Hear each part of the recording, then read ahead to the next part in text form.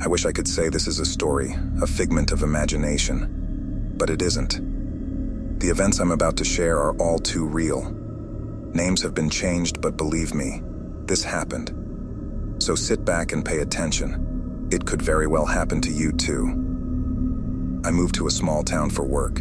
It was the kind of place where people didn't lock their doors and everyone knew everyone else's business. Ideal, right? I thought so too, until strange things started happening. My first odd experience was a week after I moved in. I woke up one morning and found my front door ajar. I was sure I had locked it the previous night. I felt my heart pound, but brushed it off, attributing it to forgetfulness or even wind. Big mistake. 2 weeks later, a stack of printed photos was mailed to me. They were pictures taken from a distance, and in each of them, I was the central focus. Someone had been stalking me, taking pictures without my knowledge. The dread I felt is impossible to describe. You can't know how it feels unless you've been watched, surveilled like an animal. I reported it to the police and they promised to look into it. Small town, big gossip, they said. We'll find who did it, don't worry. But their assurances did nothing to calm my nerves. The situation escalated rapidly after that. I began receiving texts from an unknown number, messages that made my skin crawl. "I like your new haircut," one said. "Red is your color," said another, after I had worn a red shirt that day. I decided to take things into my own hands. A coworker recommended a private investigator. I hired him to trace the number and conduct surveillance.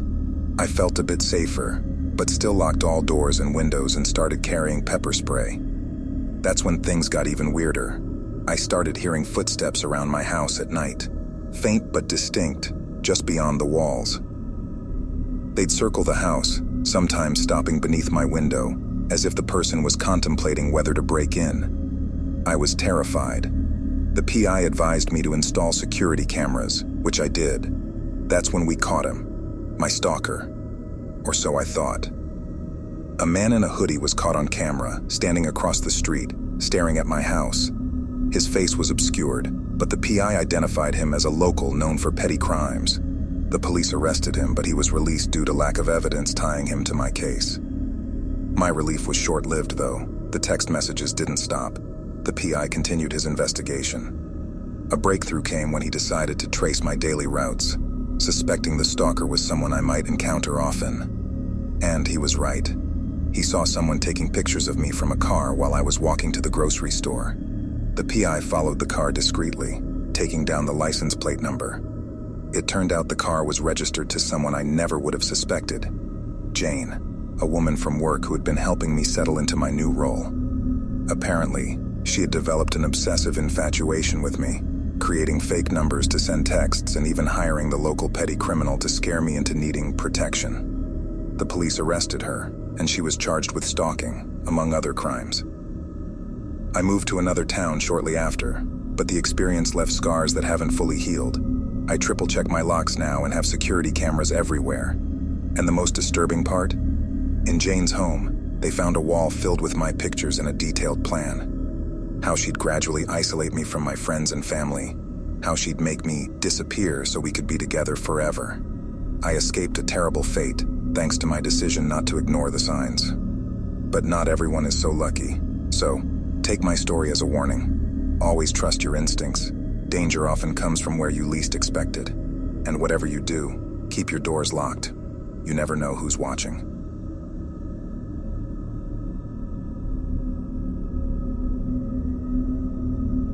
I'm going to tell you something that I don't discuss openly. This isn't fiction. It's a stark, hard reality that I've lived, and I think sharing it here might serve as a warning to anyone who thinks it can't happen to me. The names are altered, but the events are terrifyingly real. Ever since childhood, I'd been drawn to big cities, captivated by their constant bustle and limitless possibilities. So it was a dream come true when I finally moved to New York City. I had a decent job in finance, an apartment in Manhattan, and a newfound sense of independence. Life was going well until I started to notice some peculiarities. It began with a sense of being watched as I walked home from work. The feeling was subtle at first, easily dismissed as city jitters. But then, one evening, I found a single red rose on my doorstep. No note, No explanation, just a rose.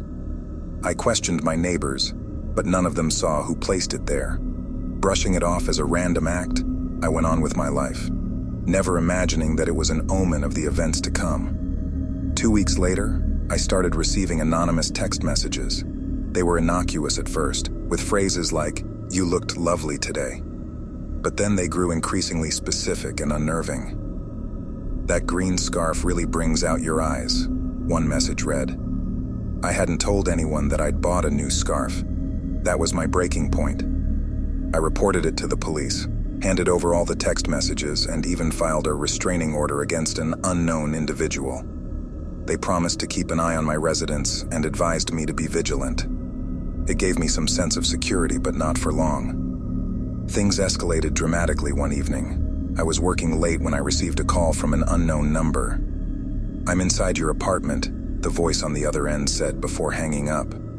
I felt my heart race and my stomach drop. I alerted the police and rushed home. They met me outside my building. We found the front door ajar, but upon searching the premises, there was no sign of forced entry or theft. Whoever it was had come and gone, leaving only a chilling message behind. The police suggested installing security cameras inside and outside my apartment, which I promptly did. They managed to catch glimpses of a shadowy figure lurking near the building late at night. However, the footage wasn't clear enough to identify anyone. I considered moving, but was convinced by friends and family that it would be an overreaction. "You're in a secure building in a safe neighborhood," they said. For a while, things seemed to settle down. There were no more messages, no more late-night calls. I even started to think that my stalker had lost interest and moved on. How naive I was. The last straw was an email I received from a fake account. It contained pictures of me taken through my window, with timestamps ranging from weeks to just days prior. My blood ran cold. Whoever this was had been surveilling me for a considerable time, and had photos to prove it. I couldn't stay in that apartment any longer. I moved out within a week and went to live with my cousin, who stayed in another part of the city. The police tried to trace the email, but it was a dead end. The account had been created using untraceable methods, making it almost impossible to identify the perpetrator. For months, I lived in paranoia. I changed my phone number, my email accounts, even my daily routes. Then, one day, the text started coming to my new number. "You can't hide," it read. I realized then that my ordeal was far from over. But this time, I was prepared. I had already hired a private investigator, specializing in cyberstalking cases.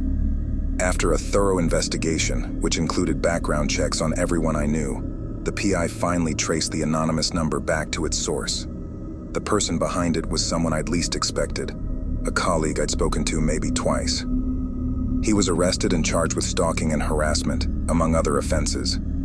During the police investigation, they discovered that he had hacked into my work computer to get my new phone number. The extent of his obsession was beyond anything I could have imagined. I wish I could tell you that it ended there, that justice was served, and I lived peacefully ever after. But the legal system is complicated, and as of now, the case is still ongoing. Though he's been restricted from coming near me, the psychological damage is done. The fear still lingers, like an unshakable shadow.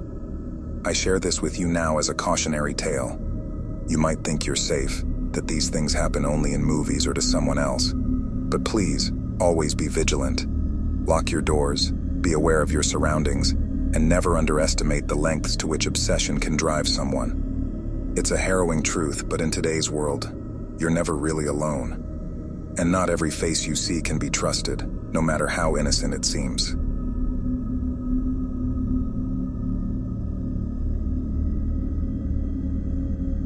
It was just another Tuesday.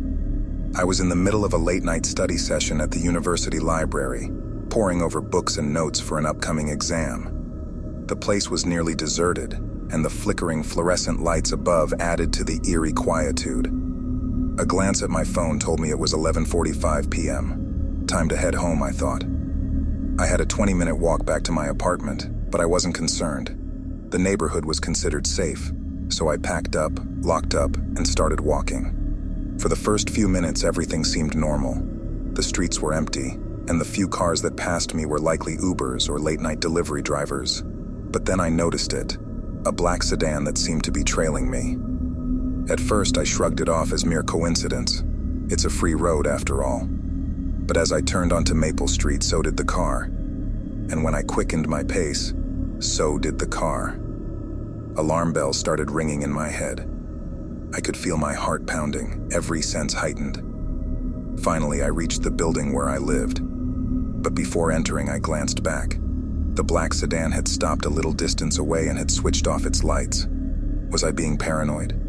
Maybe. But every instinct was screaming that something wasn't right. I quickly unlocked the main door, got into my apartment, and locked every possible lock behind me. As I peeked through the blinds, I saw the black sedan drive away. Relief washed over me, but I was still shaking. I reported the incident to the police, but with no license plate or any concrete details, there was little they could do.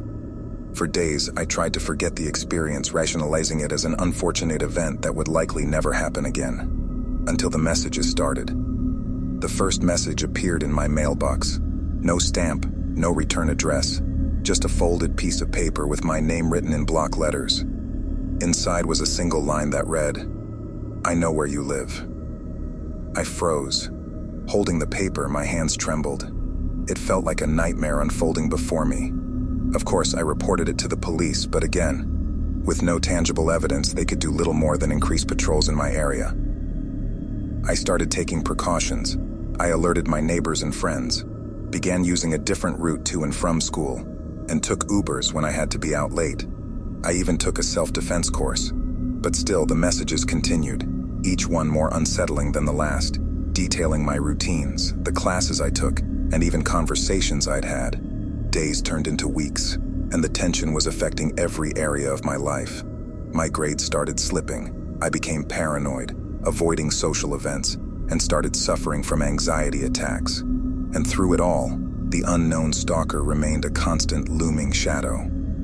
Things reached a breaking point when I received a photo in the mail. It was a picture of me, taken from a distance, walking into my apartment building. On the back was written, "So close, yet so far." That was it. I couldn't take it anymore. I decided to move out of my apartment and temporarily stay with a friend who lived in another city. As I was packing, another message arrived, this time via email. "Running won't save you." That email did something to me. For weeks I'd been living in fear, letting this unknown entity dictate my life. Anger overtook fear.